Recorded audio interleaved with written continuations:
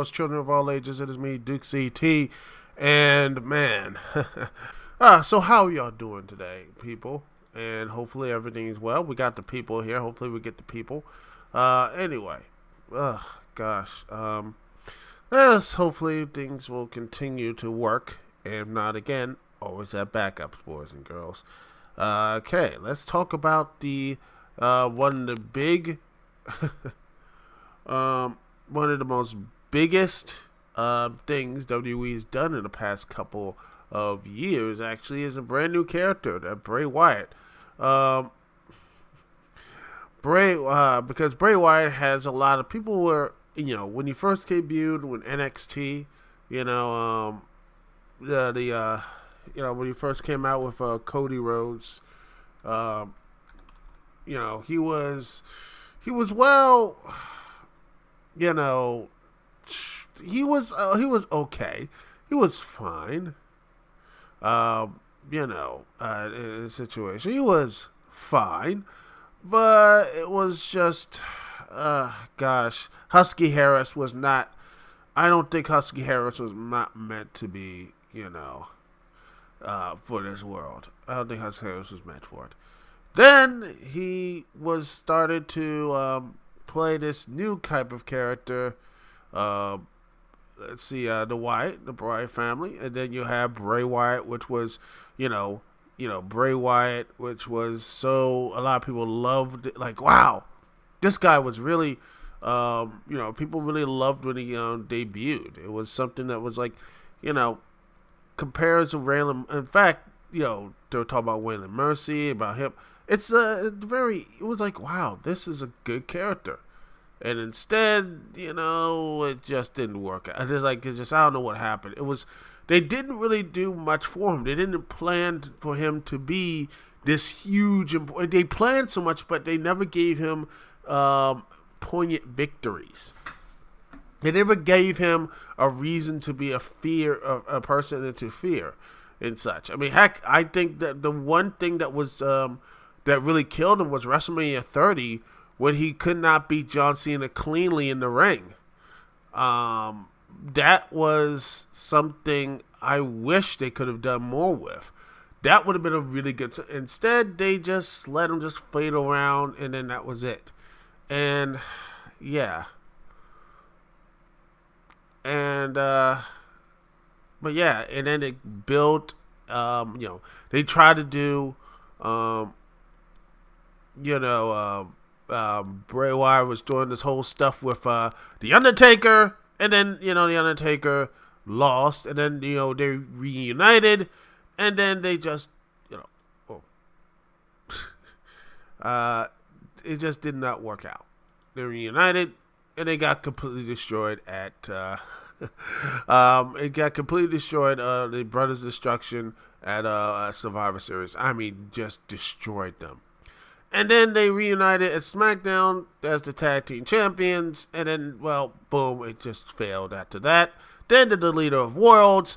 And then, they did their stuff here. It was nice after, Bray Wyatt's sister Abigail was deleted from him. And then, nothing from Bray. He just faded away.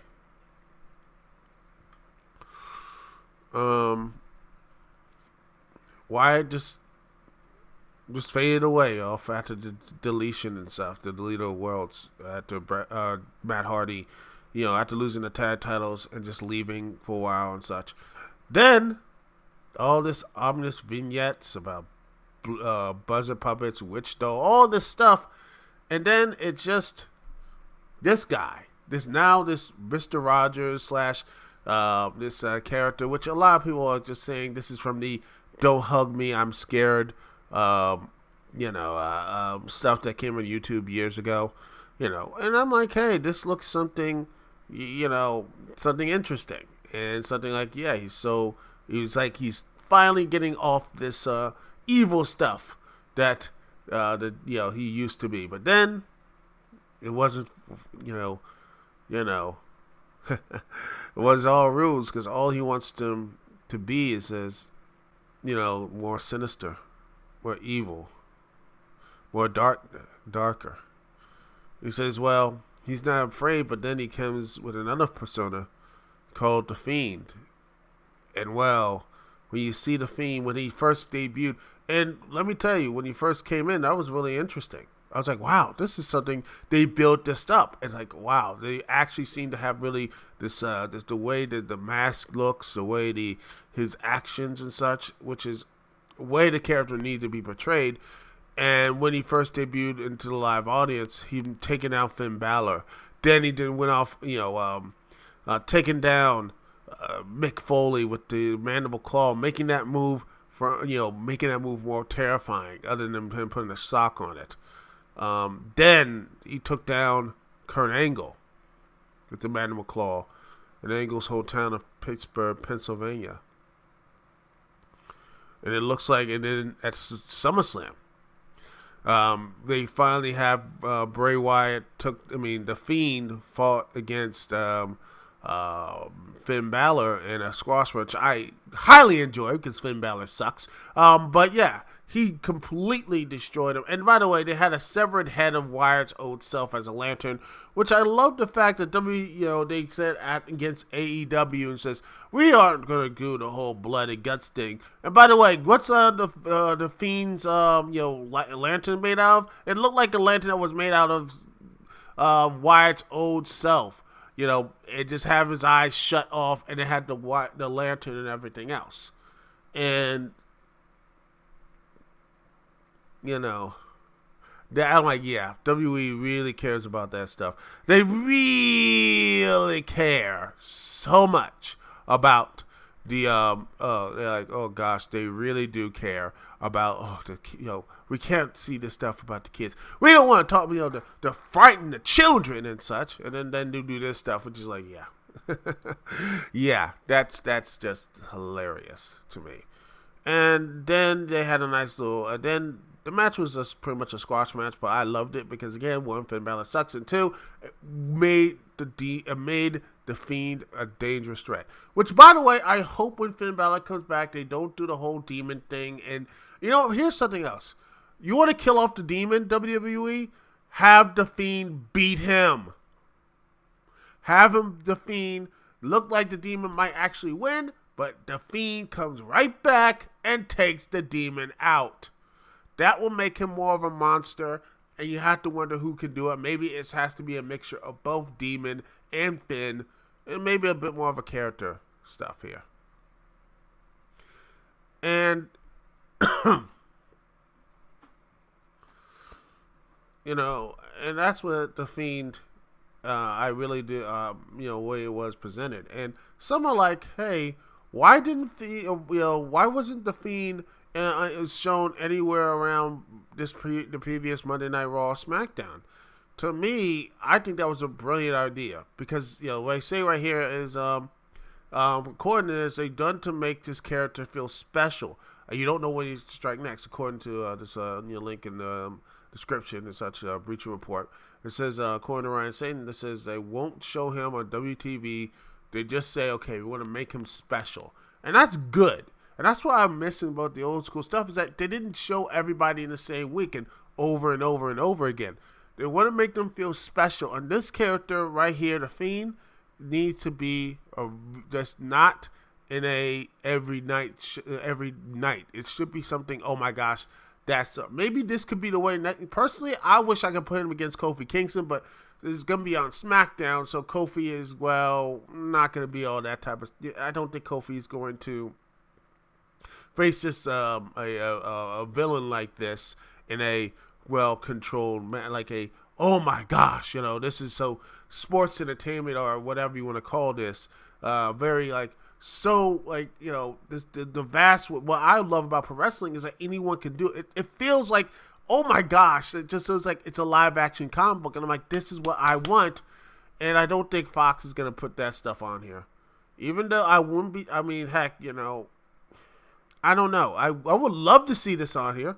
I would love it. I would love, ladies and gentlemen, to see this type of stuff on on Fox, and just have him take down Randy Orton. After taking down Randy Orton, he faces Kofi Kingston, and such. That sort of thing.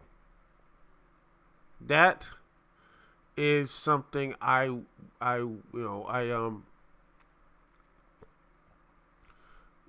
what I, you know, um, that's why I hope. That's why I really, really think that this could have been something. This is something, something that I hope that this thing could be something really big and special. That's my one. I want, put him in the title. I think you put him in a championship position at this point, and have his, have the Fiend, like have the Firefly Funhouse, but have him be, and heck, if you want to do something interesting, have a superstar or whatever come in and try to fight, like, make it like, the dungeon of doom or something like that, make it like that, this supposedly happy place or something. Maybe you could do that with the New Day saying, this ain't positive, like this not actually positivity, it's fakeness, it's darkness or something like that, something like that. The New Day can point that out or something. That could be really good. That could be a really good story to tell. But I think that's something I wish that could talk about. I would love them to actually do something like that. I think this could be something really special. I hope it is, because I think a story like this could be as a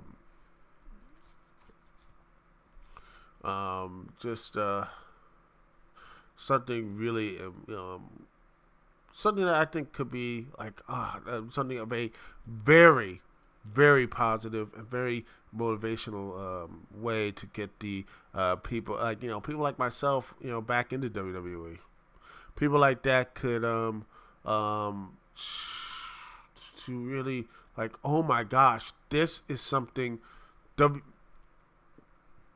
this is something that I really think that, could get people away from AEW, is that type of what showmanship is.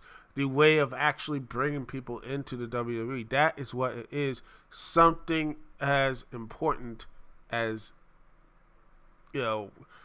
characters and, as work rate and such is, which to me, it should be saying, I don't want the wrestlers to be terrible, but I think a good match could be, if two wrestlers going at it, that's fine. But a great match to me is have story into it, the way there's actually consequences of the match, winning and losing matters, and also there's going to be a storyline reason why these people are fighting. Who are they? What is their point? What is their purpose? That sort of thing. That, to me, is how that's how you do it. That's how you bring people into the that's what you do. That's, to me, how you bring people into the company. Because, again, people are talking about this. A lot of people think, wow, they're all in on this, which is, what? I think that's, at the end of the day, that is what we're going to be